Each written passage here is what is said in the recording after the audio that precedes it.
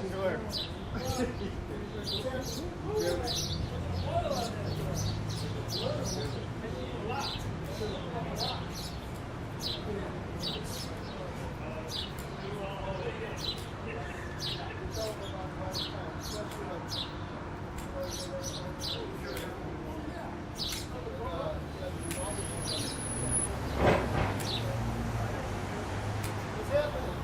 brother, how you doing?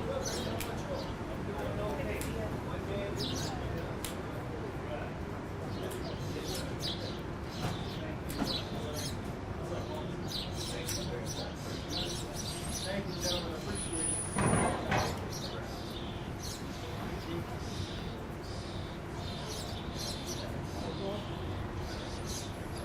On Zoom. Is Ray gonna hold off, man? Yeah. Okay, here's hoping. See you again. You know, Jennifer, I owe you a response. I'm sorry. I got you. All right. I got it all just in case. Just in case.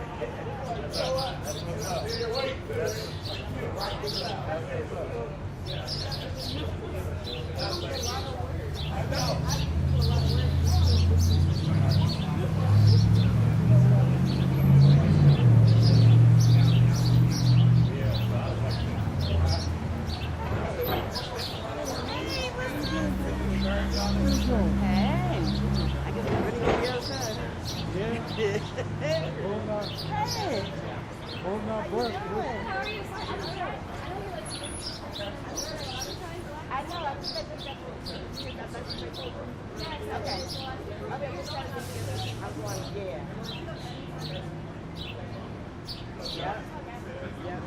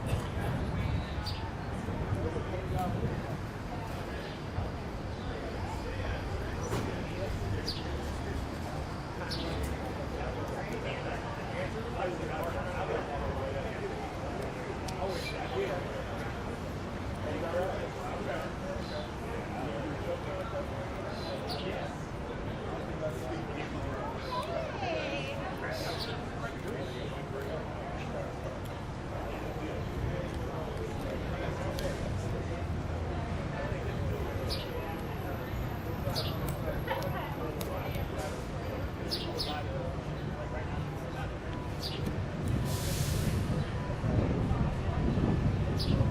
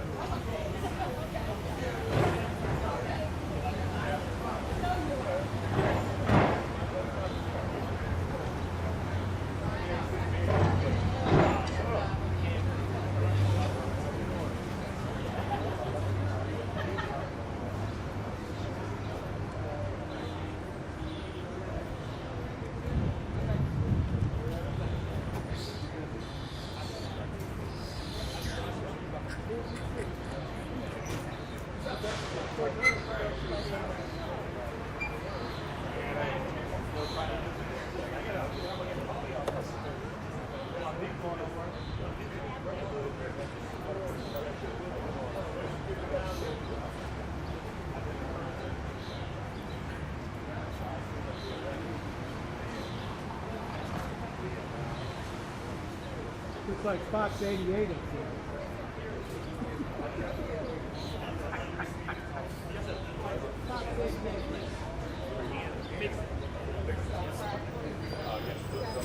Hey, what's going on, man? Good, good. Like good?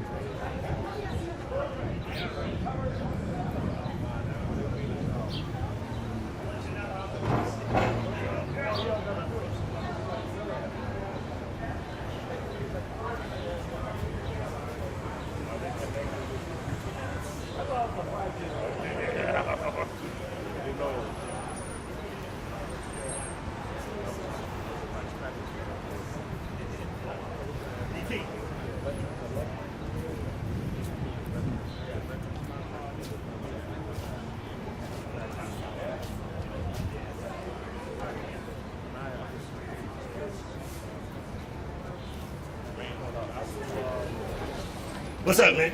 Good to see you. Good to see you. Yeah, exactly. Excuse me, all we love media, so don't take this as the wrong way. But when all people who are not members of the media or employees for city government, please line up behind the mayor, council president, the other speakers. We want you all to get part of this announcement as well.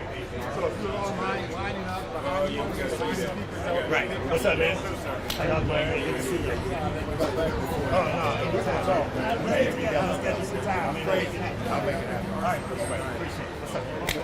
All right. How you doing?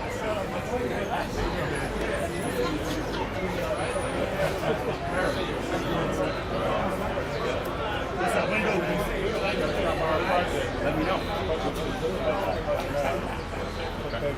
Hey, what's up? There was some confusion. Did you just want media down there and everybody else up here? Just, yeah, media down there.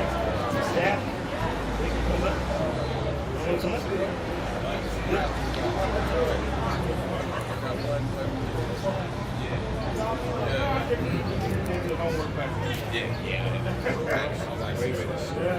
No, y'all usually call.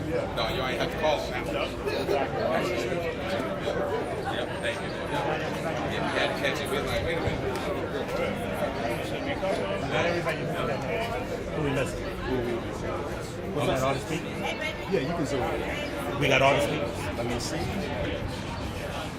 I see Janice. What's up? You want to see Janice? Well, I think she might be with Santana. Santana's on the way down to 217. Okay, we'll tell Janice. I need you. Adrian.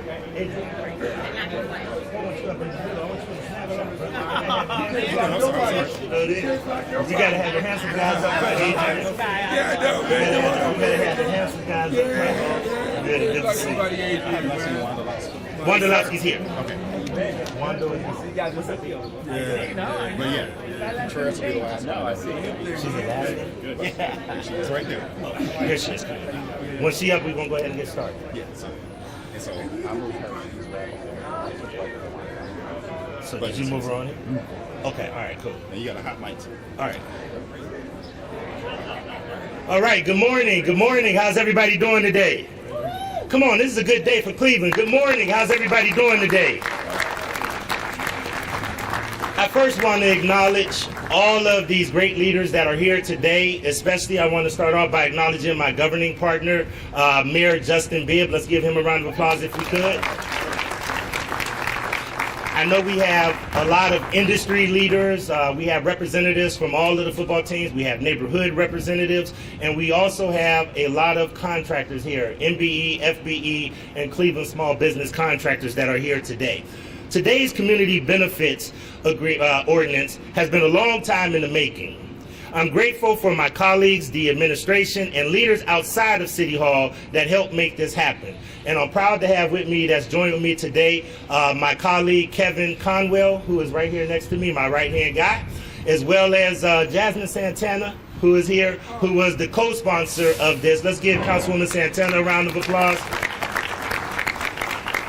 She was a rock star throughout all of this, and I'm just proud to be her colleague because she's really growing in leaps and bounds in this city and her leadership.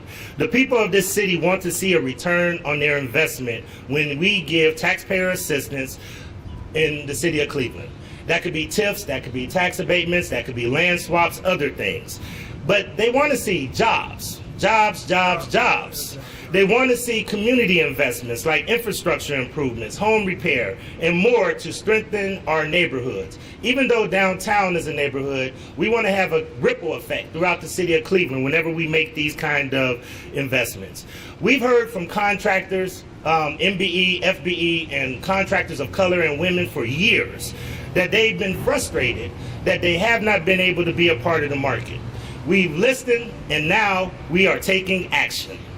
This CBO, along with construction reform, a scorecard, $10 million in workforce investments, you'll hear from Michelle Rose today, to grow our workforce, $5 million in minority business assistance, that we will give assistance to minority business through bonding and other type of things.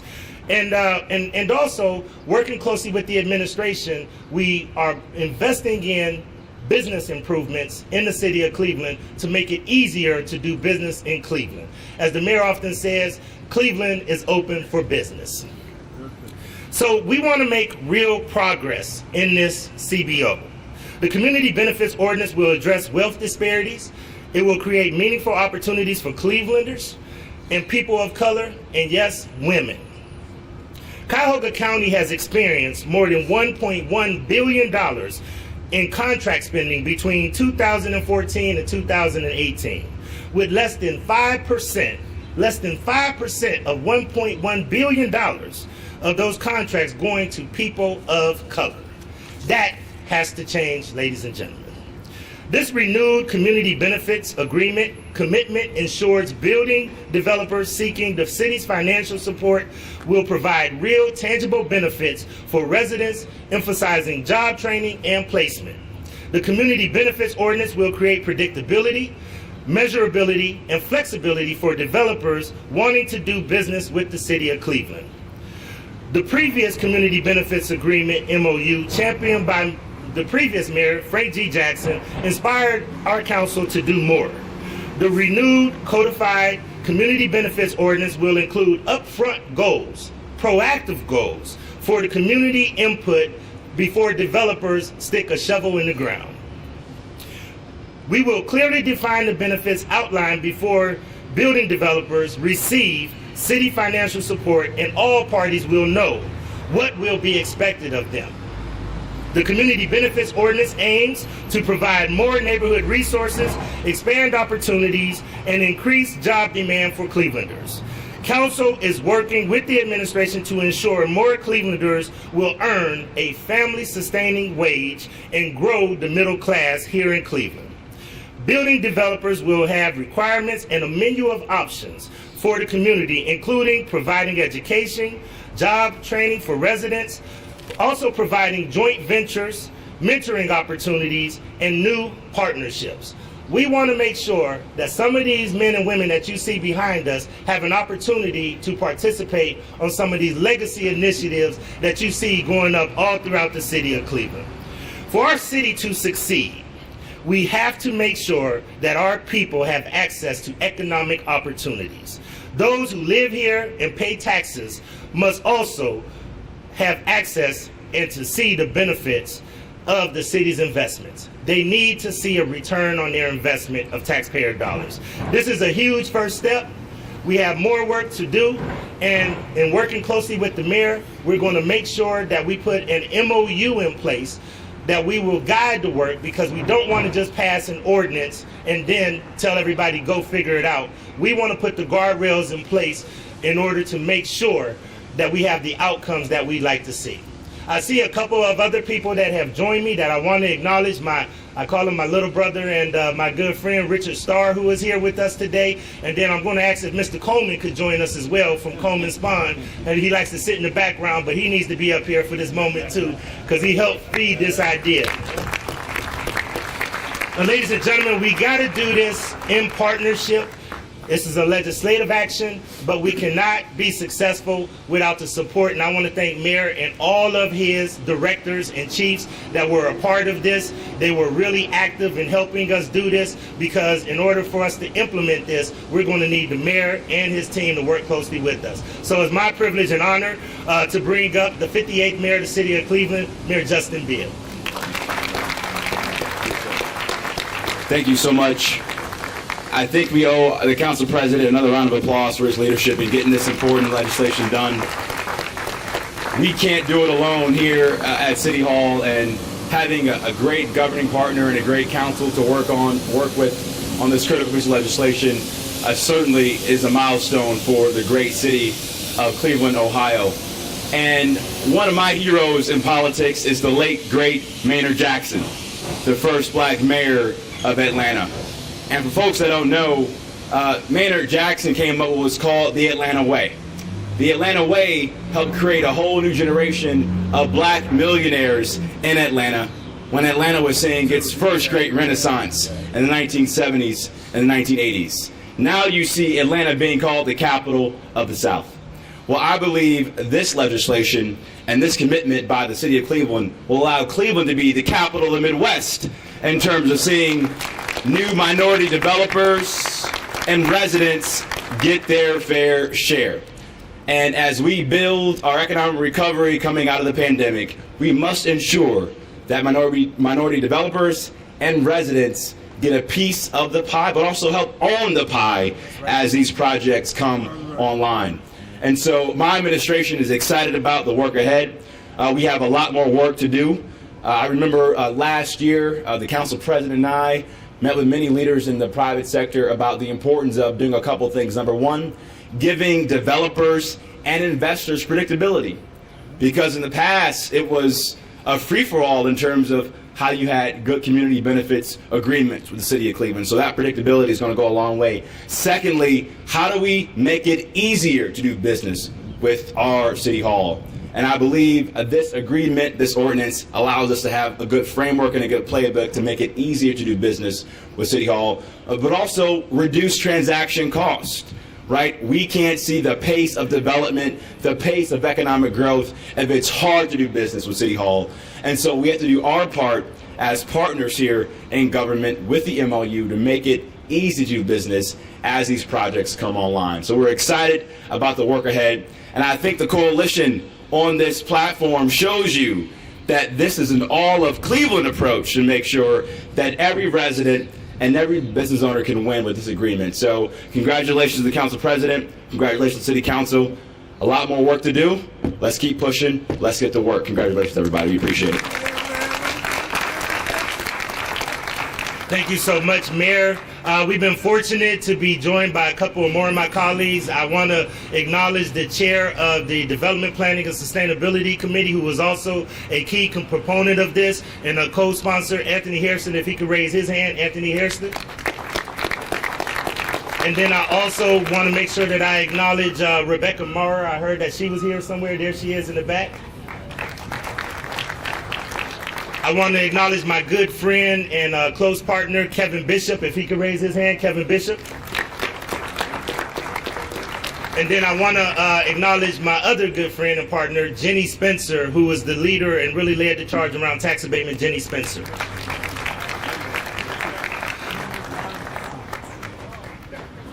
Oh, Chris Harris. Oh, it's Chris Harsh? Oh, there he is. All right, we got one more. We have Chris Harsh, the councilman for Ward 13. Want to acknowledge Chris Harsh, councilman for Ward 13.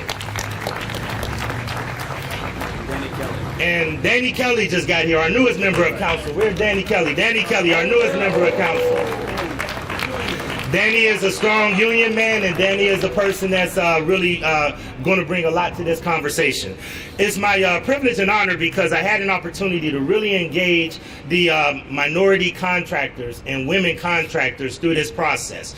This happened through more than 100 people meeting originally at Tri-C and continue to work through this process. And one of those people is a very good friend of mine and brings a lot to this, and she is a person who I'm going to bring up next to give comments. Her name is Arian Kirkpatrick, and Arian is the head of AKA and also representing NAMAC. Arian Kirkpatrick.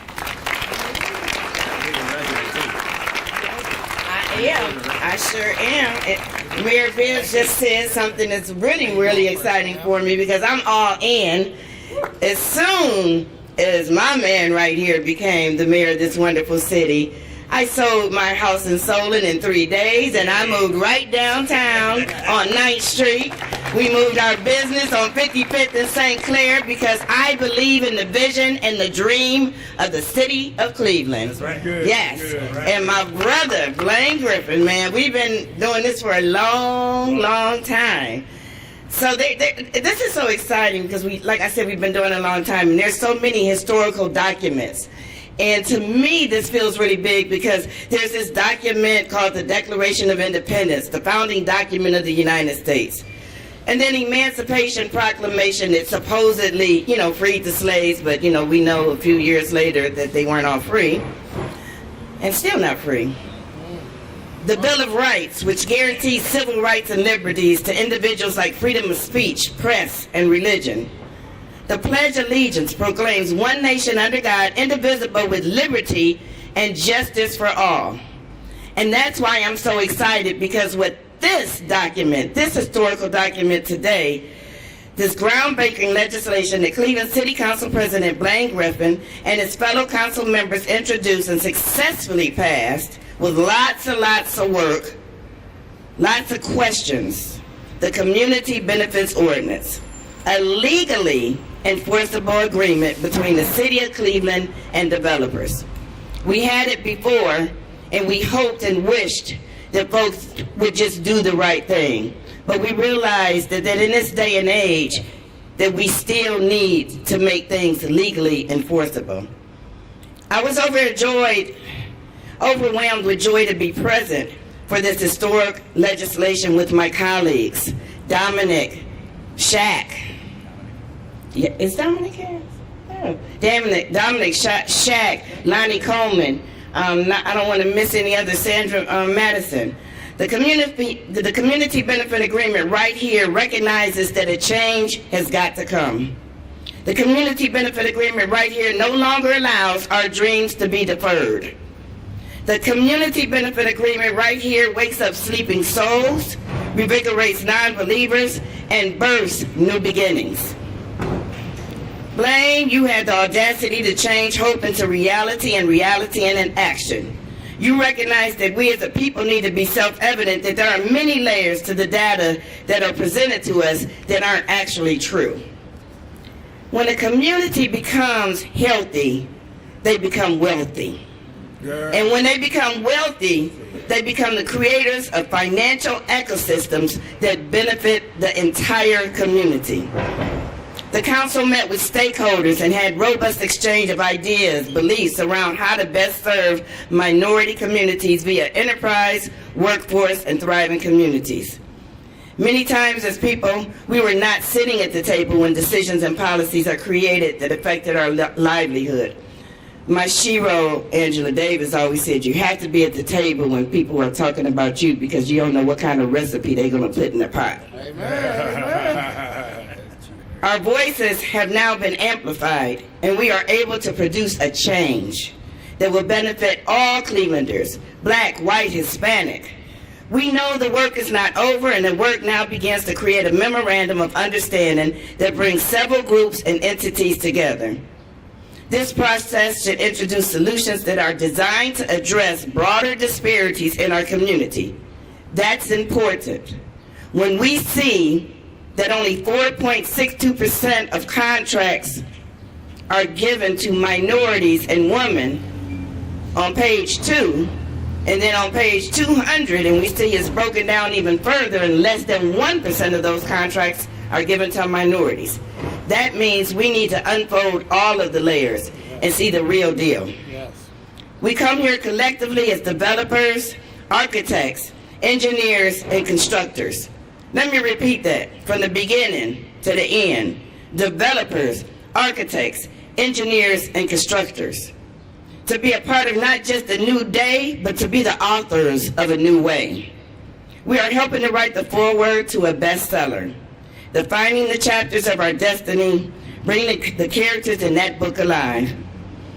Chapter 1, we're going to change the narrative that says there's no folks out here that can do it. There are. Chapter 2, it's going to try and be a love story where we're going to collaborate with all developers of all races, of all creeds, so that we can grow this city for the benefit of all the community. It's true that we have pockets of success in our community, but then what really is a pocket? It's a group, area, or mass of something that is separate and different from what surrounds it. A pocket is nothing but loose change. It's time to give the loose change and make big money for all that live in this community. Thank you.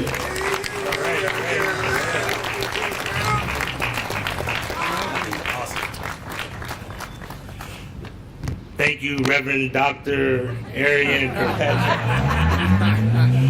Next up, we have the corporate community, and we cannot do this without making sure that we have corporate support. And I want to say that the Greater Cleveland Partnership really worked closely with us. We had a lot of conversations that were sincere and honest. And I want to commend Baiju Shah, who is our next speaker, for really sticking with this and really working with us to really get the outcomes that we wanted. I'll bring him up now, Baiju Shah from the Greater Cleveland Partnership. Thank you, Council President, Mayor, guests. It's hard to follow the Reverend Dr. Arian Kirkpatrick. In addition to being an inspiring speaker, she's also an inspiring businesswoman. One of our board members, and has been instrumental in a number of the types of projects that the Council President and the Mayor were referring to, whether it's the new headquarters for Sherwin-Williams or the Guardians renovation at Progressive Field. Great businesswoman to watch. Now, as the Council President said, the Greater Cleveland Partnership is the business leadership group and the Chamber of Commerce for the region. We represent not only the large project owners, like those sports teams and the corporate titans like Sherwin-Williams, but also board members like Arian Kirkpatrick and Lonnie Coleman and Shaq Davis and many others. And it's really that convening of all types of businesses that put us in the midst of this important and historic legislation that's been introduced and passed by council and signed by the mayor. When our business community heard about this opportunity that was being championed by the council president and the mayor, they saw an opportunity to really use this moment of transformation, where we're not just talking about transformation in terms of building buildings, but transformation in terms of building a community, building businesses, building careers because of the development that was going on through Cleveland. And they wanted to be a part of it, as they have been a part of it through the decades, whether it's the signing of the original MOU 10 years ago, where Greater Cleveland Partnership was a member, all the way back to the founding of the Greater Cleveland Roundtable, which is a part of our group as well. So we are very excited to see this legislation passed, but as the council president and the mayor has said, it doesn't stop there. It's just the beginning. And we are focused on working with the city and other stakeholders to make sure that we can see the impact that's desired by this important legislation through the development of implementation plans to ensure that businesses can be built and scaled, similar to what Arian has been able to do with her business, but also that individuals can find pathways into careers that lead to higher quality of life right here in the city of Cleveland. So we look forward to working with the city and other stakeholders on that implementation plan in the MOU. Thank you for having us here. Thank you, Beju. One of the things that council did in working with the administration is we invested $10 million of ARPA funding, American Rescue Plan Act dollars, into workforce. And the person that's going to talk to us, because it's going to be a robust way to build up the workforce, is working on that is Michelle Rose, and I'm going to bring her up to have a couple of comments. Michelle Rose.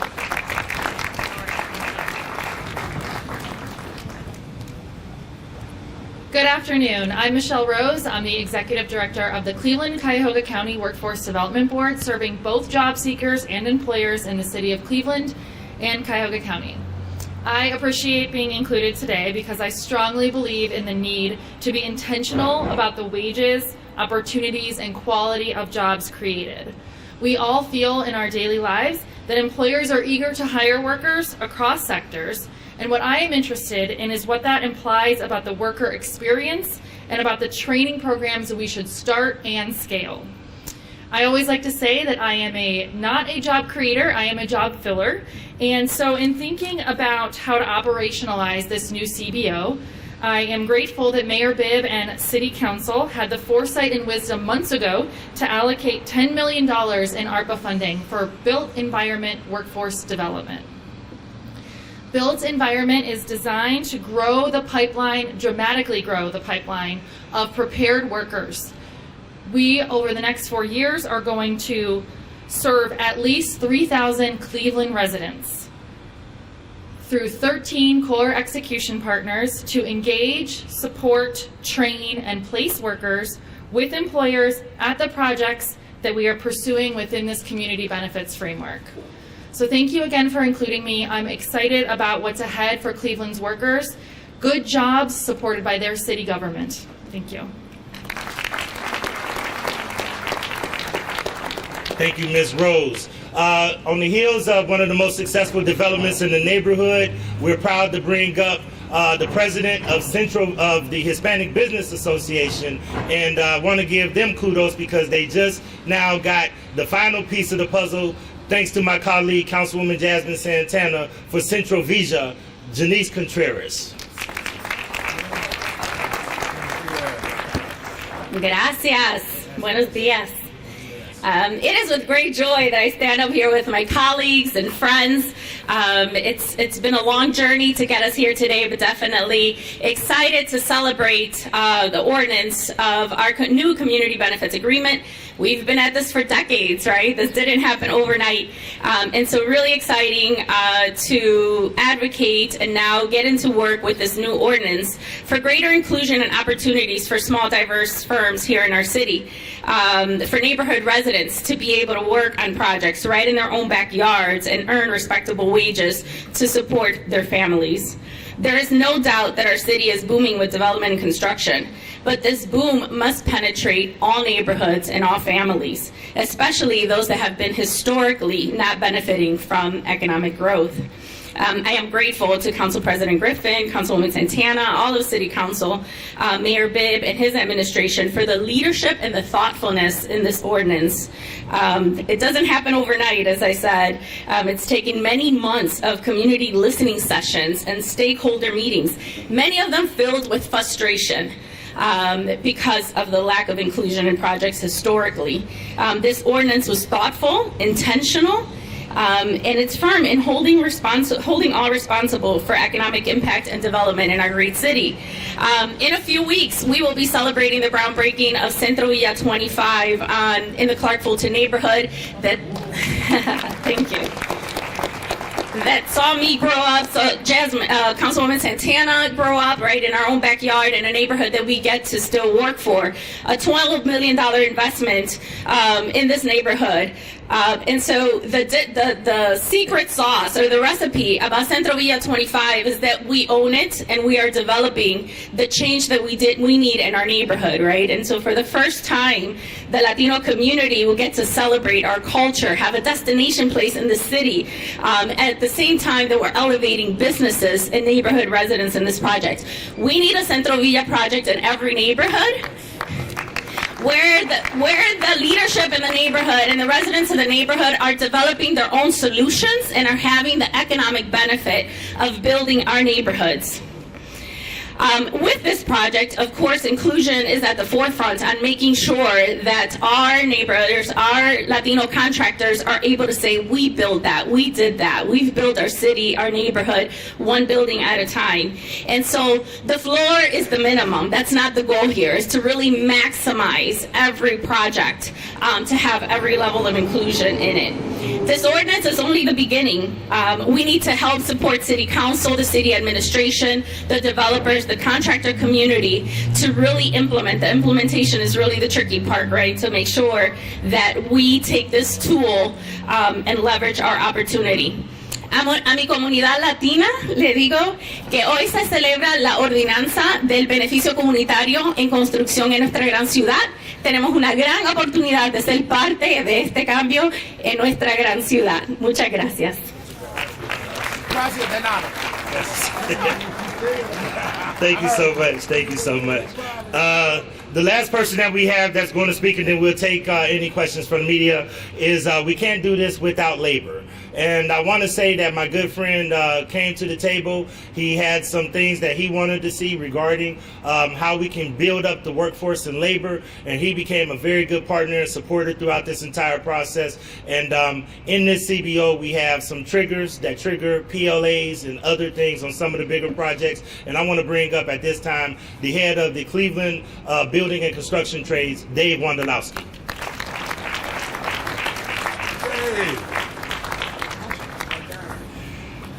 Good morning. On behalf of the Cleveland Building and Construction Trades Council and our 12,000 members, I want to thank Council President Blaine Griffin and his colleagues for developing a robust community benefits agreement that will provide a better return for the citizens' public investment projects.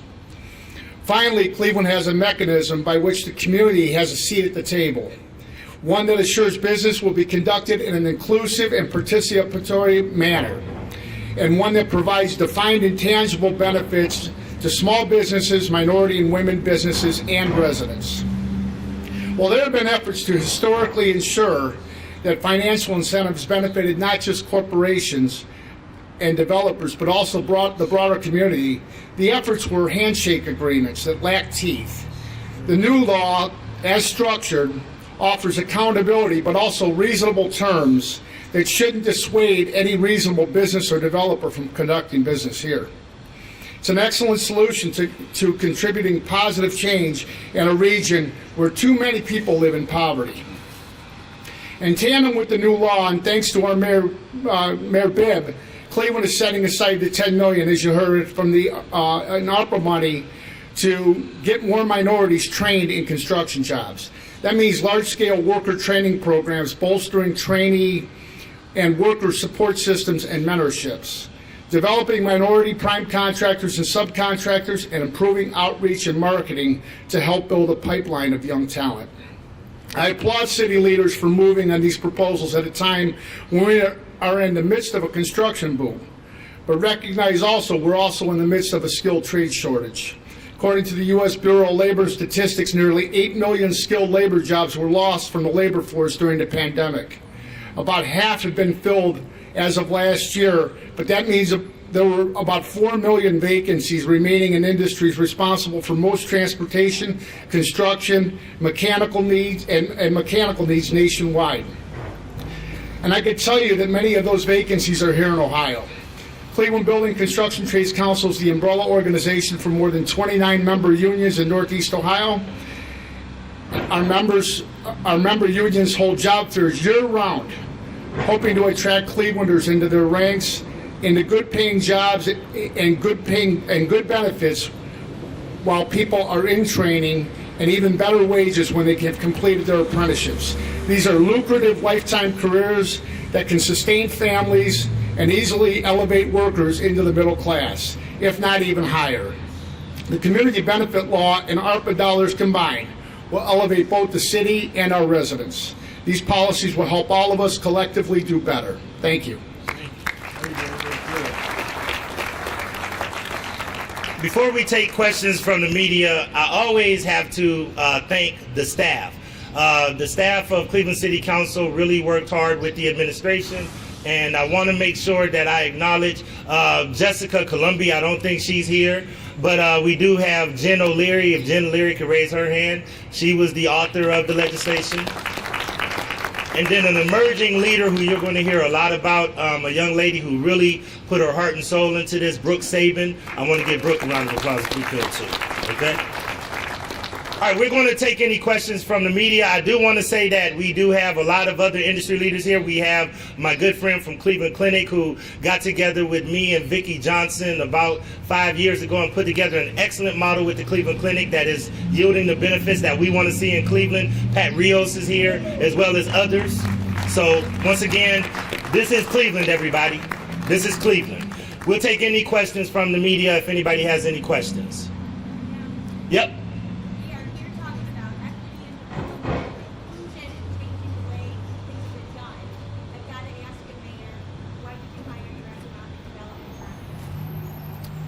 Thank you. At the end of the day, every chief or director serves at the pleasure of the mayor. I decided I want to go in a different direction for the department as we restructure the department to continue the hard work of inclusive economic growth, making sure we have the right processes and systems to be responsive to developers in our city. And I'm really excited to have Terry Hamilton Brown as my interim director, and I'm looking forward to bringing on a new permanent director over the next couple of months. Yep. Yep.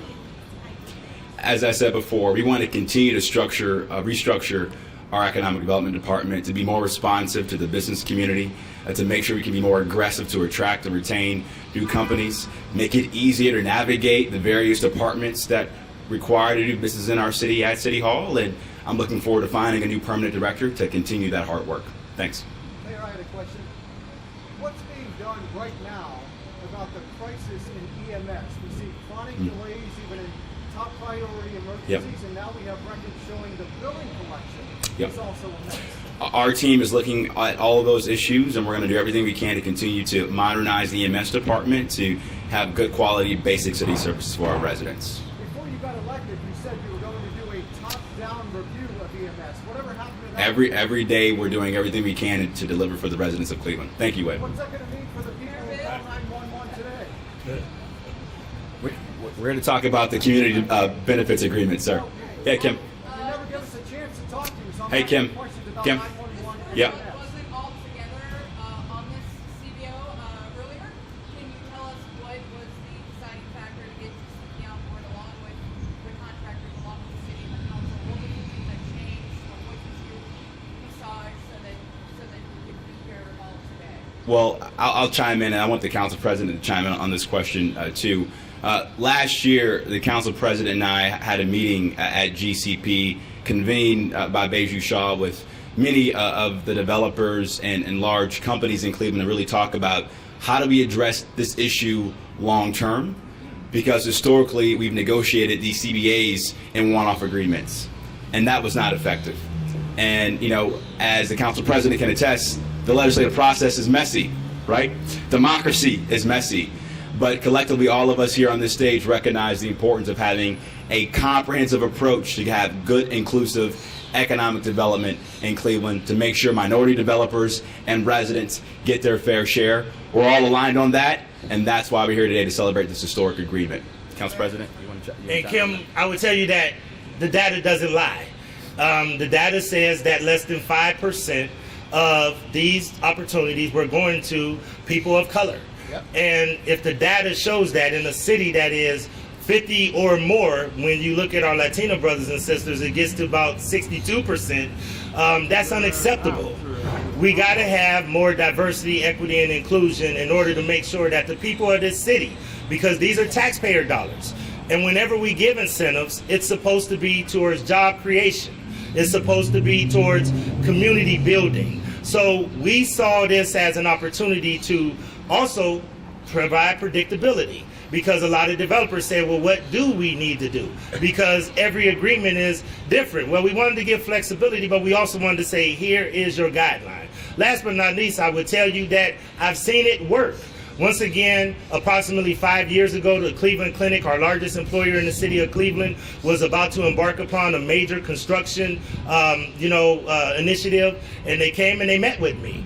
And when they came and met with me with Vicki Johnson, and we sat down and talked with Pat Rios and Dr. Tommy Mihaljevic, they actually put forth a plan that everybody in the nation should be following, that is actually yielding results. So I've actually seen tangible results when you actually are intentional and put policies in place and implement the policies in order to make sure that we have measurable change. We have a whole menu of penalties, and it could be everything from clawbacks to a percentage of clawbacks to dealing with not doing business with the city anymore. All of those different things. But most importantly, people want to get the confidence of us. If they want our support, I can always remember my colleague Jenny Spencer when we were at the table talking about the Guardians deal. And she said, I want to see your community benefits. And where's your community benefits agreement? So we kept hearing that, and that's where it was important in order to make sure that we're proactive and not reactive when we're talking about community benefits. Yes, Gabe. Norman Edwards from the Black Contractors Group penned a letter a couple days ago critical of the firing of Jessica Jackson while recognizing that she was an advocate for the CBO. Were either of you able to read that letter, come across that, and give a reaction to that letter? I would tell you I read it, and let me say this, Norm is a good friend of mine, and Norm and I have talked. Norm supports this CBO. He is here to be able to work with us. Unfortunately, I don't think he was able to be here today. He did call me. Once again, I will stick to the CBO because that's where my lane is and my expertise is at, and I will tell you that Norman Edwards is just as ecstatic as all the people you see here on the steps of City Hall today, that we're making this major step forward. Now we just need to implement.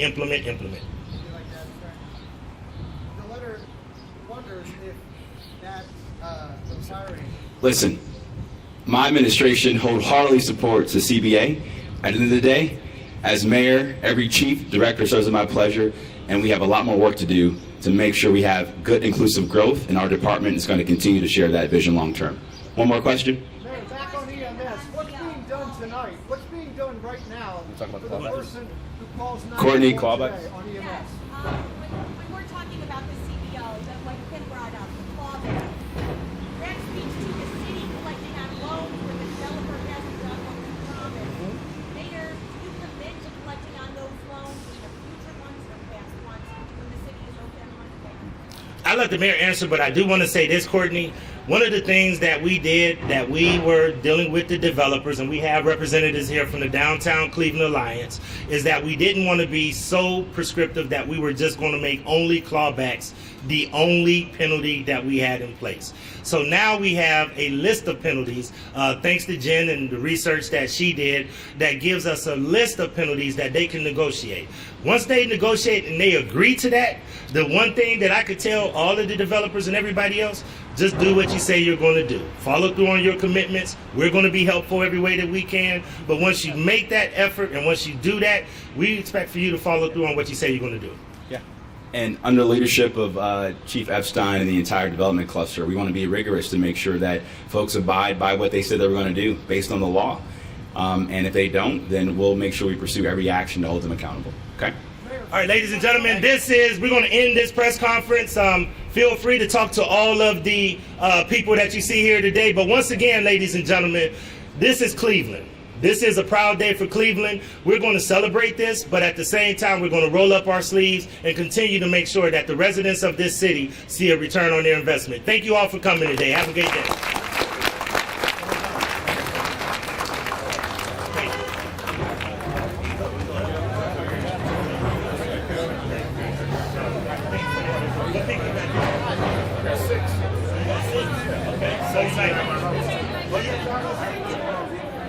See you.